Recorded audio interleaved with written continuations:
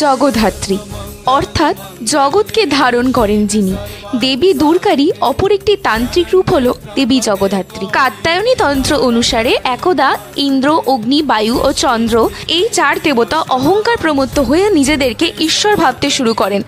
তাদের এই ভ্রান্তি নাশের জন্য দেবী পার্বতী একবার সকলের সামনে একটি করে তৃণখণ্ড রাখেন, কিন্তু ওই চার দেবতার কেউই সেই তৃণখণ্ডটিকে ভস্মীভূত বা স্থানচ্যুত করতে পারেননি।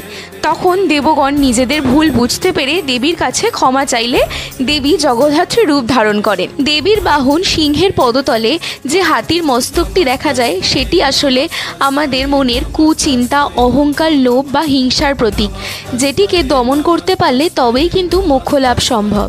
জগদ্ধাত্রী পুজো উপলক্ষে আমার হাতে আঁকা দেবী জগদ্ধাত্রীর অন্যরকম এই পটচিত্রটি তোমাদের কেমন লাগলো আমাকে জানিও।